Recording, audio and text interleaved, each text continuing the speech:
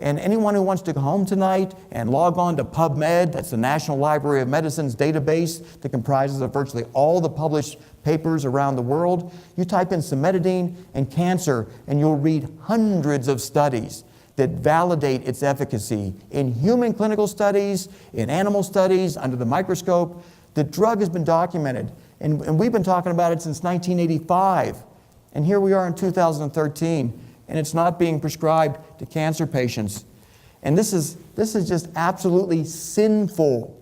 This is an indication of sloth. It's an indication of discord in the conventional medical community, where studies can come out validating the efficacy of cimetidine, and the oncologists don't pay attention to it. They'll allow their patients to needlessly die. And that's something that's unacceptable to me. It's unacceptable to this church. And we're going to preach the fact that scientific rationality isn't existing at this time in the conventional medical establishment. We need to educate. We need to get the word out that there is an obligation to utilize proven technologies when a human being is struck with a difficult to treat disease. How effective is cimetidine? Well, colon cancer, when it strikes, doesn't kill people because their colons die. It metastasizes to the liver, the lungs, the brain. It's the metastasis of those colon cancer cells that causes the death of about 55,000 Americans every year. Study done in 1994, this was long after cimetidine was shown to be effective. They gave cimetidine 5 days before the surgery to remove the primary tumor from the colon, and then they administered it a couple days after the surgery. And then they followed these people over a period of time. And remarkably, the people who got the cimetidine, they were much more likely to be alive than the group not getting the cimetidine. People not getting the cimetidine, they died at a very high rate. In fact, they died 6 or 7 times more than the people getting the cimetidine. We have here over a 3-year period that the people getting the cimetidine had a much greater survival rate. And 41% of the people not getting cimetidine died, compared to only 7%. I mean, to me, this is a crime that this knowledge has not been more widely disseminated. That cancer patients are going in for surgery, and this cheap, generic drug is not being recommended to them. It's not being prescribed to them by their physicians. This is a more recent study where they gave cimetidine to a group of colon cancer patients, and after 10 years, you had 84% of them still alive, compared to about 49% of the patients not giving the cimetidine. I mean, these are medical breakthroughs, and they don't make it in the media. They get into the medical journals, but they're overlooked and ignored by the medical establishment. I mean, this is the kind of information that has to be disseminated, and it's an example of what Fedorov talked about, that man is not doing what he should be doing. There is no reason for this drug not to be administered to virtually every single cancer patient. And if you do go to PubMed tonight and you see all the different types of cancer this drug has been shown to be effective for, you're going to wonder why. Well, unfortunately, it's the sloth. It's the discord, where maybe one progressive oncologist in the group says, why don't we prescribe cimetidine? And 4 other oncologists in that group say, well, it's not approved. Not approved by the government, so we're not going to do it. We're just going to let our patients die rather than prescribing this safe and effective therapy. One study used a dose of the 800 milligrams every single night. That worked well, but it's more effectively utilized if it's given prior to surgery. Reason being, when surgery is done on a colon cancer patient or any kind of cancer patient, metastatic cells are released into the bloodstream. And that release of those cells into the bloodstream is what enables those metastatic cancer colonies to form. And if you put cimetidine into a patient ahead of time, you reduce the ability of those metastatic cells to adhere to the capillary beds where they form metastatic tumors. And what we have happen is colon cancer patients will ask us about, what should we do now that we've had our surgery? Well, we get them on cimetidine, but they may have already had those metastatic colonies form. And it just doesn't work as well after the operation as it does before the operation. The fact that we're here in 2013, and I'm bringing this type of information out, is absurd.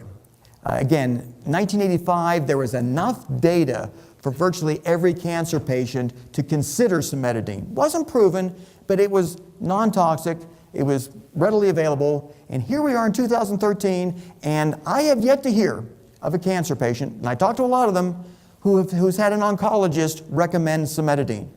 And bear in mind, you can buy this at Walmart, Walgreens, CVS, Publix. It's over the counter. This is not expensive. It's not something that's unproven, and yet the oncology community has ignored it. 55,000 Americans dead every single year from a disease that we could probably prevent at least 80 or 90% of them from perishing it. So just bringing out this one piece of information, this single piece of information, I'm hoping everyone in the group will have an opportunity to utilize it. Hopefully not for themselves, but maybe for someone they care for. Again, it's 55,000 Americans who die from colon cancer. You've got about 180,000 every year who are diagnosed with it. So you're going to know people who are going to tell you, they're going to send you an email, I've just been diagnosed with colon cancer. And because you've been here tonight, you might remember, hey, there's this drug, and we'll have this up on our website. So you can always just go to the Church of Perpetual Life website and see it. You say, hey, you know, if you take this drug before surgery, you're going to improve your rate of survival significantly. So why not take this drug? It's not expensive, it's readily available, it's not side effect laden. People sometimes question me if it's that good. Well, how could it be overlooked? I mean, something that dramatic.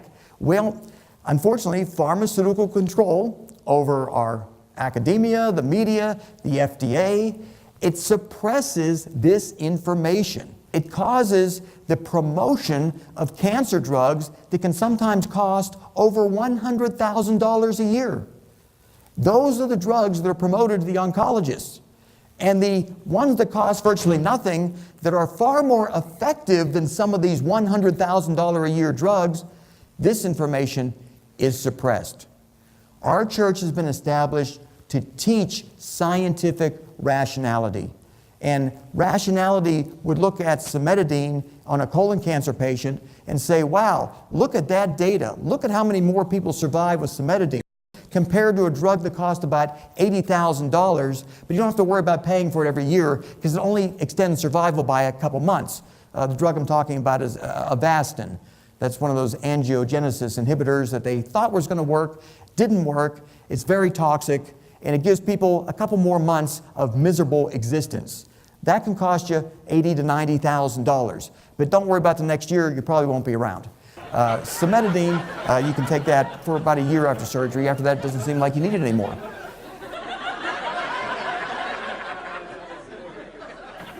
So our objective here is to enlighten our members about validated approaches to disease prevention, disease treatment, ways to slow and reverse aging that are not making it into the mainstream. And we hope as this congregation grows, this information will get out in a way that we will feel obligated to make sure that if we hear of somebody who has a medical problem and we know of something that could help them, we're going to disseminate that information because it's our duty. It's our obligation to our fellow man. The next analogy we're going to talk about is a drug that is pertinent to everyone in this room. This is a drug that can prevent cancer. It can prevent dementia. It can prevent cardiovascular disease. It may slow aging. And most people don't take this drug because it's only been approved to treat type 2 diabetes. In 2012, metformin made headline news. If you happen to be watching the news that day, they talked about this anti-diabetic drug that was effective in preventing and treating cancer. And yet, one day it was up, and the next day it was gone. And I've yet to meet a person outside of our community that takes metformin for cancer prevention. I've been taking metformin now for about 11 years. A nice side benefit to it, by the way, which you'll see in some of these presentations, is it helps you lose some weight, lose 7 to 10 pounds, around the midsection in particular. So it's got a benefit in that respect, so it's worth taking for that reason alone for a lot of people. Metformin is currently the first drug of choice in treating type 2 diabetes. It's relatively safe. It works partially for diabetics. It's not completely as effective for diabetics as we'd like it to be. It actually works much better in healthy people. But it was approved in England in 1958. Approved for use in England, it spread throughout Europe. Canada approved it in 1972. American diabetics, they didn't have it. They couldn't legally obtain metformin until the end of 1994. And then that meant the drug wasn't really available until 1995. So American type 2 diabetics were perishing when an effective drug existed to slash their risk of heart disease and cancer and stroke and kidney failure. Our people in this country were dying merely because an effective drug wasn't allowed into this country. Again, getting back to Fedorov, man doing what he should not do. Metformin should not have been suppressed. That holdup in metformin, and you're going to learn more and more about metformin as the years go by. This will become accepted doctrine. This is an indictment of a failed system that will forever cause needless suffering and death unless it's substantially changed. And if we're not going to do it, if we're not going to get together and make a group effort to change it, I hate to say it, it's going to be slow, painful, and agonizing. Man will cease doing what he should not do only when he knows what to do. Education, teaching scientific rationality, the purpose of the Church of Perpetual Life. We knew about these anti-cancer effects of metformin because the data was available long before 2012. It took a major study that you're going to see in a few minutes to make the information so profound that CNN and CBS and NBC decided, well, let's make a news story out of this. An anti-diabetic drug, effective against cancer. They made it a news story, but it was long ago known that metformin had these properties. The reason that drugs like metformin and drugs like low-dose aspirin and drugs like cimetidine aren't promoted to doctors, the reason you don't see them advertised on TV like you do Cialis and Viagra and all these anti-arthritic medications is that it is illegal for the manufacturers of metformin. And metformin is now a generic drug, but it is illegal for those manufacturers to promote metformin as a cancer preventative. It's illegal to promote it as a cancer treatment. It's illegal to promote it as an effective adjuvant therapy for obesity. Can't do it. So you have to come to a place like this if you're going to learn about metformin and other drugs, because you're not going to see it on your TV or your computer screen unless you go looking for it. It's not going to be promoted because it's illegal. If man does not know what to do, he will do what he should not do. Our government has made it illegal to promote safe and effective drugs. Some of these drugs are freely sold over the counter in other countries, and we're not allowed to hear about them. We're not allowed to buy them. We're not allowed to use them. We're doing what we should not do. And we have to instill again in society that these traits, these flaws in humanity, they have to be abolished. Now, type 2 diabetics, they suffer outrageous levels of diseases. Heart attack, of course, is what's most commonly associated with diabetes. Heart attack, stroke, kidney failure. But they also suffer astounding rates of pancreatic cancer, which kills virtually every person who contracts it. And metformin has been shown to not only reduce all these markers of disease, but it slashes pancreatic cancer risk. And what I want to describe right now is why metformin is something you want to take right now. As we get older, our glucose levels increase, and that doesn't do us any good. The reason our glucose levels are so dominant in our bodies now is they were needed for survival.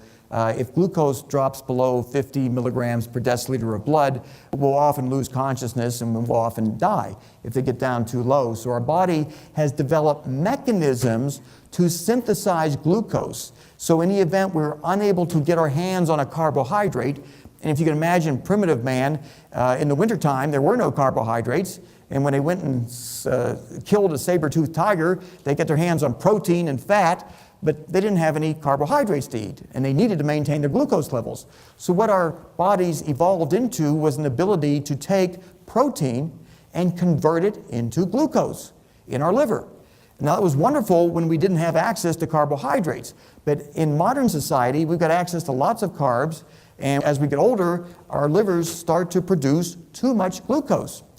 The typical diabetic, typical type 2 diabetic, produces 3 times more glucose than what they should be. And even if they try to eat well and do everything perfectly, their livers continue to churn out too much glucose.